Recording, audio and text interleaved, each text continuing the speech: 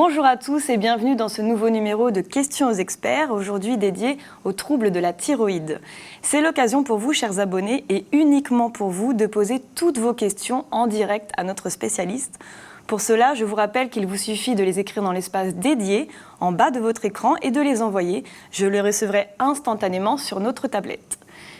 Docteur Magali Cocolandré, bonjour. Bonjour. Vous êtes endocrinologue et donc très bien placé pour répondre aux questions de nos abonnés. Alors la première, celle qui m'a interpellée, déjà, qu'est-ce que c'est la thyroïde? À quoi sert-elle? La thyroïde, en fait, c'est une glande qu'on a à la base du cou qui fabrique, donc, comme son nom l'indique, les hormones thyroïdiennes, qui sont des hormones qui régulent la vitesse d'absolument tout le métabolisme, des pieds à la tête. Et quelle différence y a-t-il entre thyroïde et parathyroïde, nous demande-t-on? Ça n'a absolument aucun rapport, sauf la localisation. C'est-à-dire qu'en fait, les parathyroïdes sont juste en dessous de la thyroïde, mais ont des fonctions totalement différentes. La parathyroïde régule le calcium et la thyroïde régule, donc, comme je le disais, la vitesse du métabolisme. Aucun rapport. D'accord. Alors un abonné nous demande pourquoi a-t-on des nodules dans le cou? On peut avoir des nodules dans la thyroïde. Souvent, des fois, les nodules dans le cou, il ne faut pas confondre avec les ganglions qui ressemblent. Des nodules dans la thyroïde, on ne sait pas du tout pourquoi ils se forment et pourquoi on peut avoir des nodules comme ça dans certains, ou des kystes dans certains organes. Mais on sait que ça existe. D'accord. Alors, très bonne question. Quelle différence y a-t-il entre hyperthyroïdie et hypothyroïdie? Un hypermarché, c'est un grand magasin. Un hyperthyroïdie, c'est que ça travaille trop, donc il y a trop d'hormones thyroïdiennes. Hypothyroïdie, il n'y en a pas assez. C'est juste l'inverse. Donc dans l'hyperthyroïdie, tout s'accélère. Dans l'hypo, en gros, tout ralentit. D'accord. Plusieurs personnes nous demandent pourquoi il faudrait adapter le dosage du traitement. Comme ça régule la vitesse de tout, dès que le fonctionnement de la thyroïde est perturbé, vous pouvez avoir des perturbations extrêmement variées. Et donc, il est très important d'avoir un taux correct pour se sentir en forme. Mais alors, pourquoi ce taux varie-t-il? Le taux varie dans certaines pathologies. En temps normal, il ne varie pas. En taux normal, on a un taux d'hormones thyroïdiennes, notamment celui qu'on dose principalement quand il y a un dysfonctionnement qui est la T4, qui est parfaitement bien régulé. Et on a un autre taux qu'on dose souvent qui est la TSH, mais qui n'est que le rétrocontrôle. Ah, excusez-moi, je vous arrête. Qu'est-ce que la T4 et le TSH? La T4, c'est la principale hormone thyroïdienne qu'on dose dans le sang et qui fait qu'on se sent plus ou moins bien. D'accord. Et ce taux d'hormones trop produites par la thyroïde, normalement, doit avoir un niveau qui est toujours le même pour une personne donnée. Si ça change, on ne va pas bien. D'accord. Et une question qui revient souvent, c'est peut-on guérir de troubles thyroïdiens? Ou est-ce qu'on doit être traité à vie? C'est une excellente question. Ça dépend de quels troubles on parle, parce que les troubles sont quand même assez variés. Si on parle de la principale, qui est une hypothyroïdie qu'on appelle le Hashimoto, et ça dépend de ce qu'on appelle guérir. Si être malade, c'est se sentir mal, oui, on va guérir. Par contre, la cause, elle, ne sera pas corrigée. Mais est-ce qu'on peut se passer de traitement? Non. D'accord, donc on doit être traité à vie. Le traitement est à vie, mais l'essentiel, c'est de se sentir en pleine forme. Et à quel moment doit-on envisager une ablation de la thyroïde?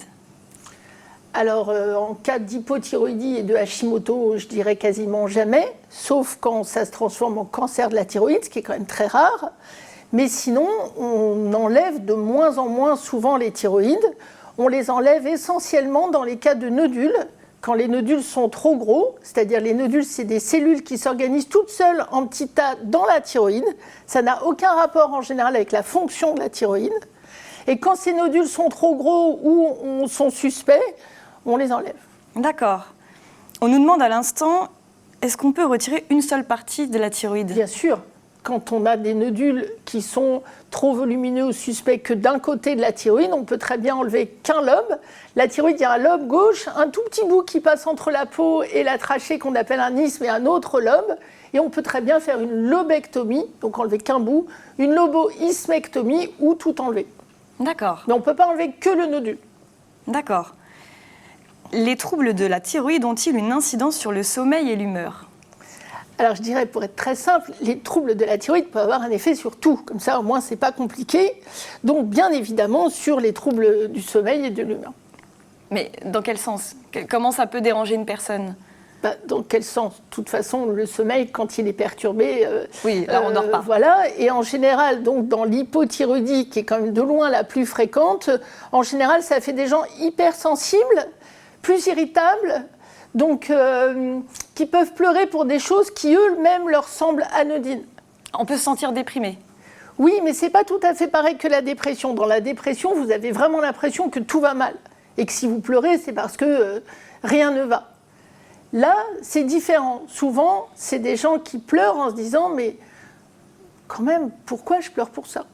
Genre les infos à la télé, une chanson un peu fleur bleue, même si des gens émotifs, on ne pleure pas à chaque fois. Une hypersensibilité. Ça peut faire partie du tableau.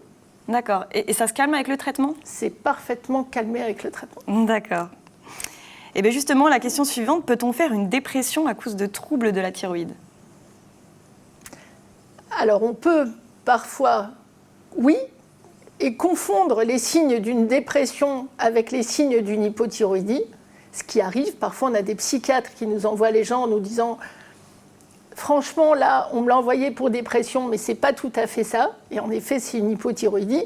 Et parfois, les gens se sentent tellement mal ou incompris, parce que le diagnostic n'est pas toujours facile, qu'ils peuvent en faire une dépression. D'accord. On nous demande aussi, des facteurs extérieurs comme l'alimentation, la pollution ou l'environnement peuvent-ils être à l'origine des troubles de la thyroïde? Et on nous précise, on nous parle principalement des centrales nucléaires et du régime sans sel. Alors le régime sans sel, là franchement, je ne vois pas le rapport.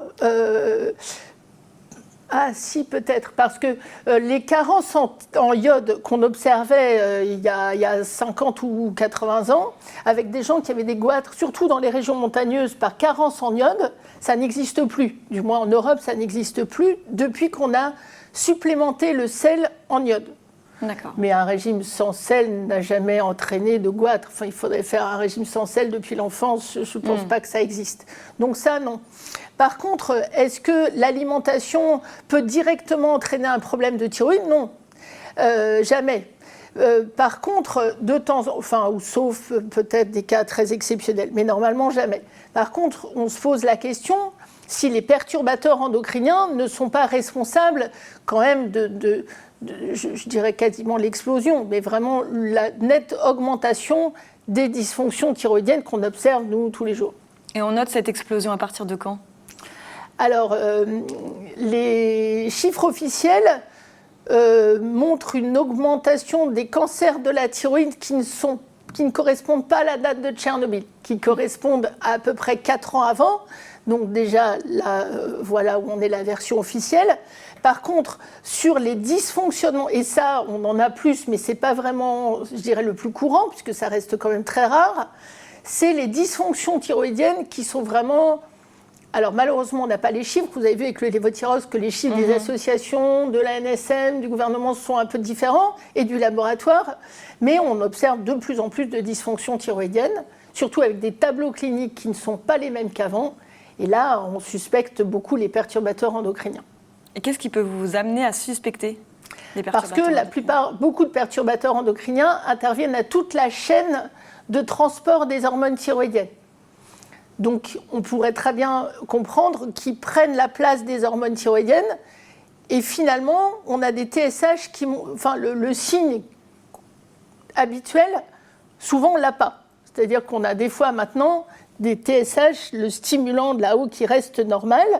Et peut-être que justement, le métabolisme des perturbateurs endocriniens et des hormones thyroïdiennes peut expliquer ça. D'accord. Mais c'est très difficile à avoir des preuves. Bon, j'espère qu'on a bien répondu à cette question. N'oubliez pas que vous pouvez poser vos questions en direct, alors n'hésitez pas, je les reçois tout de suite. Des problèmes de thyroïde peuvent-ils entraîner d'autres problèmes de santé? Oui, bien sûr. Comme? Tout. Si on est hypothyroïdien et qu'on n'est pas traité, on en meurt. C'est-à-dire que là, malheureusement, on a eu des gens qui ont, pareil, l'année dernière, eu des problèmes avec une nouvelle formule de médicaments qui ont arrêté. Il y a un moment, c'est extrêmement dangereux. Parce que comme tout se ralentit, tout le corps ralentit. Donc on peut grossir, être fatigué, pleurer tout le temps, pas avoir le moral, mais le cœur, même à la fin, se ralentit. On n'en voit plus comme ça. Mais dans le temps, les gens pouvaient mourir d'hypothyroïdie. Alors, je rebondis sur ce que vous venez de dire. Vous venez de dire qu'il est important de ne pas arrêter son traitement. Il est fondamental de ne pas arrêter son traitement. Si on l'oublie un jour, on va être un peu fatigué, peut-être. Mais, on va le ressentir tout de suite. Ça dépend des gens, mais il y a des gens, oui, bien sûr. Pas tout le monde. Tout le monde n'est pas pareil. Oui. Mais par contre, si on en a besoin et qu'on l'arrête, au bout d'un moment, ça ne va pas aller. Et au bout de combien de temps on sent les effets ? Moi, j'ai plus de thyroïde, donc j'arrête une journée, je le sens. Ah oui, d'accord. D'accord. Alors, quelqu'un nous demande pourquoi les endocrinologues américains demandent le taux de zinc contrairement à leurs collègues européens. Je n'en ai aucune idée. Est-ce que vous savez si les médecins américains demandent le taux de zinc à leurs patients ? J'ai jamais vu ça. J'ai pas mal de patients américains qui vont aux États-Unis et qui reviennent. J'ai pas vu ça sur nos examens, mais je ne dis pas que ça n'existe pas, je dis que je ne connais pas. Et nous, en effet, on ne le fait pas. On dose le zinc dans des cas totalement différents. D'accord. Alors, une personne nous demande, les troubles de la thyroïde peuvent-ils être cancéreux en cas de non-traitement ? Vous avez répondu à la question plus ou moins. Alors, pas vraiment, puisque normalement, ce n'est pas du tout la même chose. C'est-à-dire qu'en fait, une hypothyroïdie est en général, ou une hyper, est en général un dysfonctionnement auto-immun. C'est-à-dire qu'au lieu de fabriquer des anticorps, qui sont le principe de la vaccination des soldats contre l'ennemi, très souvent, on peut fabriquer des anticorps contre nos propres cellules. Et du coup, les organes fonctionnent moins bien. Le plus fréquent, c'est la thyroïde. Comme ça crée une inflammation de la thyroïde, les cancers de la thyroïde sont plus fréquents dans les 3 ans qui suivent le diagnostic. Mais du fait de l'inflammation, même en cas de traitement. Mais c'est indépendant, c'est-à-dire qu'une dysfonction thyroïdienne n'entraîne pas de cancer sur le fond. D'accord. Mais il faut traiter absolument. Mais il faut traiter quand les gens en ont besoin. Si les taux sont très mauvais ou si les gens vont mal, il faut traiter. Et il se passe combien de temps généralement entre les premiers symptômes d'une personne et le diagnostic ? Ça c'est une excellente question. Combien de temps met une personne à C'est très variable. L'ennui, c'est que justement, maintenant, on a des tableaux d'hypothyroïdie, donc surtout le plus fréquent, qui ne sont pas du tout les cas classiques, et donc malheureusement, des gens qui traînent très longtemps avant d'avoir le bon diagnostic. Parce qu'ils ne consultent pas tout de suite ou parce qu'on leur donne un mauvais diagnostic peut-être ? Alors parfois parce qu'ils ne consultent pas tout de suite et parfois parce que le diagnostic est difficile. D'accord. Quelle est l'espérance de vie après un cancer de la thyroïde, nous demande-t-on ? En général, ça n'altère absolument pas la longévité. C'est-à-dire qu'on peut très bien avoir en général, on a un cancer de la thyroïde, après on est guéri, c'est fini. Ça se guérit facilement ? Très. En combien de temps ? Très rapidement. En quelques mois ? Même pas. Quelques semaines. En quelques semaines, on peut guérir d'un cancer de la thyroïde ? Absolument. D'accord. Voilà qui est encourageant. Peut-on se passer de l'Levothyrox dans le traitement des troubles de la thyroïde ? Alors, si on ne prend pas du Levothyrox, on prend autre chose, mais il faut prendre autre chose. On ne peut pas ne rien prendre. C'est-à-dire si on est en hypothyroïdie, je vous disais, tout va ralentir et on va tomber malade. Et on est malade, donc il faut prendre un cachet. Mais est-ce que le Levothyrox est remplaçable ? Bien sûr, on a d'autres alternatives. C'est-à-dire qu'on a des gens qui ont mal toléré la nouvelle formule du Levothyrox. Donc on les a tous mis à autre chose. Ceux qui toléraient bien, on leur a laissé. Mais c'est vrai que moi, j'en instaure plus. Je préfère mettre autre chose. D'accord. Et on a des alternatives maintenant. Un médecin nous demande justement si les troubles, de ce que je comprends, si la polémique du Levothyrox ne dépend pas finalement d'un manque de suivi des patients. Alors pour moi, pas du tout. D'accord. J'ai arrêté de compter fin octobre parce que j'en étais à 200 déjà. Dossier parfaitement bien construit de gens. Je pense que quand même, c'est de notre devoir d'écouter ce que les patients nous disent. Ils ont tous eu à peu près 1, 2, 3 symptômes, mais dans une catégorie d'à peu près 6 symptômes différents avec le nouveau Levothyrox. Je pense que vraiment, il faut les écouter.